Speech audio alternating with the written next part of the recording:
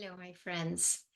I want to start out today with thanking those of you who are commenting on my videos. It's very heartwarming and inspiring to me, and it kind of tells me that there really is an interest in what I feel moved to share. And then once in a while, there is a comment that is very opposite. It happens once in a while, and I just find it very interesting that I wrote an article the other day called, or I shared a YouTube the other day called something like "Stop Arguing about the Political Issues" or something like that. And there was a few that were going like, yes. And then there was one response, which I found so interesting because the response or the comment was one big argument. And it made me giggle. It's like the absolute opposite of what I'm suggesting. It comes right in with a really sense of righteousness, and it's the right thing to do. You shouldn't do this. So exactly what I was talking about that we need to stop doing. So it made me, wonder a little bit, like where does that come from? Such an onslaught of energy of I can call it righteousness, but I'm also aware that these kind of arguments and positions and stands, they come from a deep sense of fear. Because I could read in the response that there is a lot of fear that if we do this, if we vote for this, I don't go into details, then it's going to be a terrible thing. So I know it's coming from fear, and I have a lot of compassion for that. And the reason that many, many people live in that state of like, this is the right way, that's the wrong way, is because it's a sense of survival. There is really a feeling of if we don't do this, we will die. And that is how most people live in this third dimension, which is a mind projection through our senses. It seems more real than anything. And I know that those of you who have connected to a certain extent, smaller extent, much deeper extent, to that different frequency, which is beyond time and space. What we experience here in time and space is more real than anything when we are experiencing it through our five sense mind. That's why it is very important, if we want to start creating a new world, a new experience, that we start disengaging our senses and our mind and our emotional attachment from that. Until we do that, we don't have access to this frequency that is beyond. It's the field that Rumi talks about.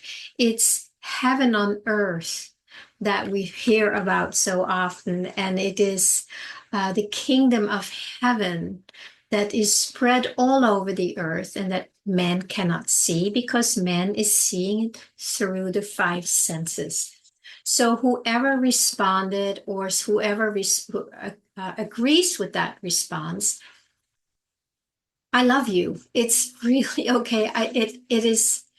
I don't even know what to say, because until we feel that inner call, we just live in this third dimensional reality, and it is just the only thing that feels true.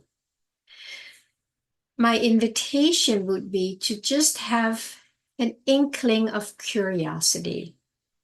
Is there more beyond what we can see, hear, taste, touch, and smell?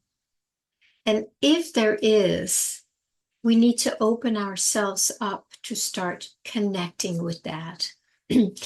Personally, I feel blessed. It feels almost like I was born with that longing, even though I didn't know it till later in life. I knew it as a child, but it was not something I really cultivated because it was not recognized in my upbringing, which is probably the same for most of us.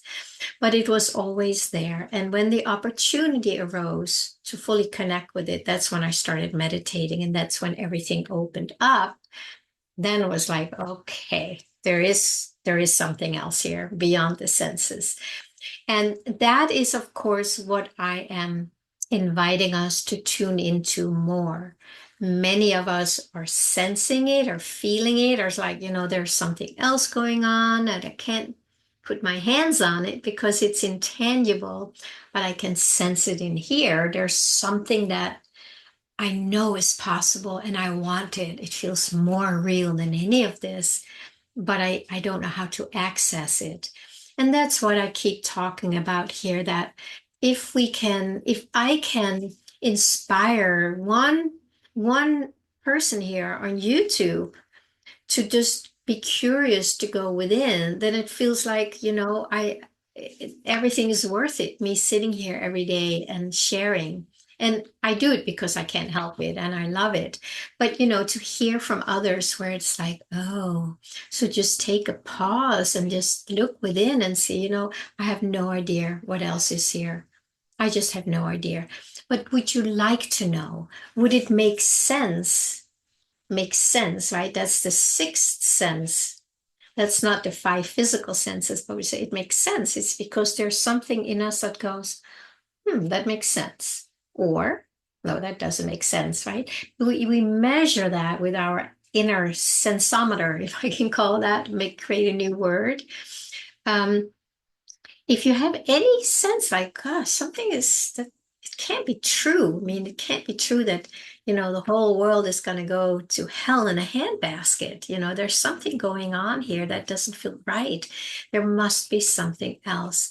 That is the doorway. You can get to the doorway and just knock and say, show me, show me. Then you will be shown. You will start sensing more. You might run into people who share that vision and where you might be able to resonate more with that. But whatever it is, there are many of us who are connected with that already. And luckily, many of us are beginning to connect all over the world. I just love that I'm having connections.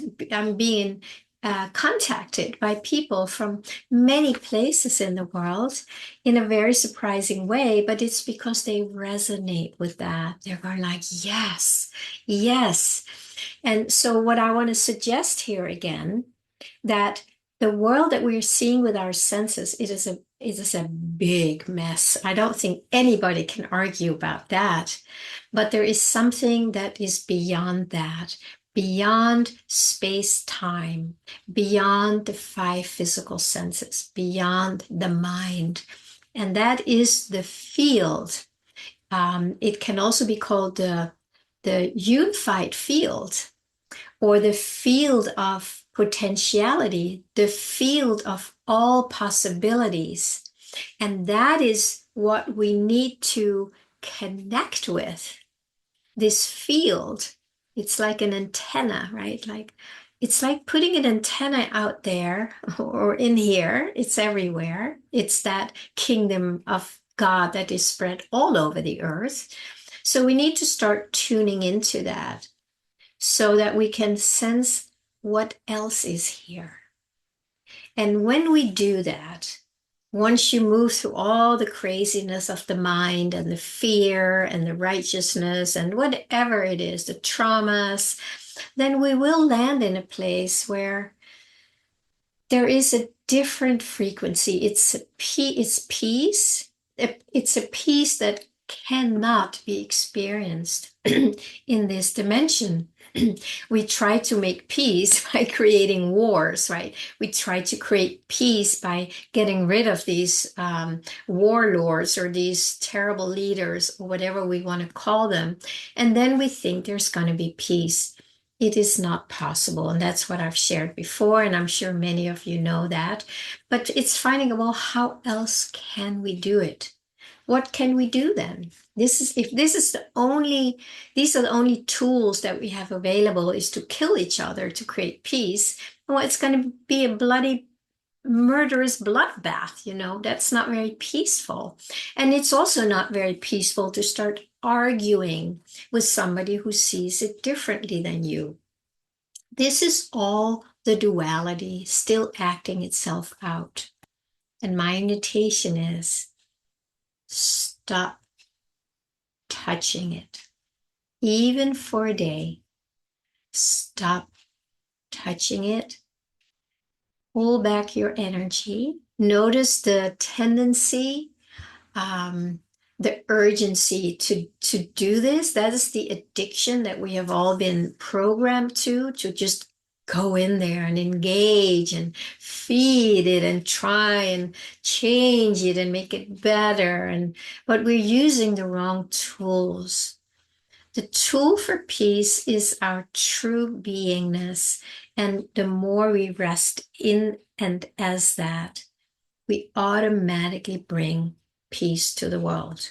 Now, I will be the first one to admit it certainly doesn't look very peaceful out there. It's a mess, and it is hard to not engage. I'm reading on, I'm following things. I want to know what's going on. But what I also see what's going on out there is that the old system that we have created with the mind, with the duality, is literally crumbling. And it's not going to look pretty for a while. I do sense that this is not the end of it. So instead of keep adding to it and fighting it and blaming and shaming and taking sides, there is another way. And that is the way of going inside, connecting with the field, and letting the field do its thing. It's just making ourselves available for it and let it show us. It may mean that we're not doing a lot for a while. I've been through phases like that. Right now, I'm moved to do more than I have done for a while. And that's because I'm following the energy. And that energy wants to share itself and say, hey, I'm here too, right? It's the field that wants to speak through me or as me. And just to let you know, I'm right here. I'm right here. Tune into me. I will guide you. I will show you. And one of my favorite Bible quotes is, I will go before you to make the crooked places straight. I always thought it was the crookedness out in the world, but then I realized it's the crookedness in my mind. And then it shows up differently once this barrier has dissolved. So yeah, I guess this is just another invitation to not touch the world except in what needs to be touched. I'm not saying not physically touching it. There's a lot of things that can be touched physically with love, or with care, and with compassion, and with connection. There's a lot to touch that way.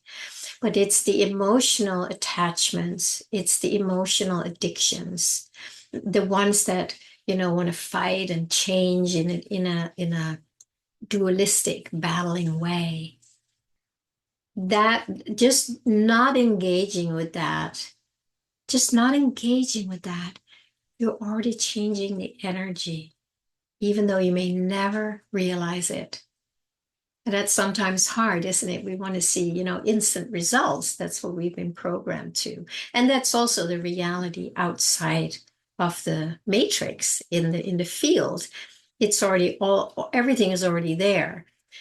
Peace, harmony, perfection. And that's what we want. That's why we want to it's almost like, carving a path through this matrix, to this darkness, so we can connect with the light and let ourselves be filled with that, so it can go out and spread itself in this dimension, so that the darkness will be dissolving just because of the light, not because of another war, not because of another battle, not because of another argument, but simply because we are allowing the light to do what light does.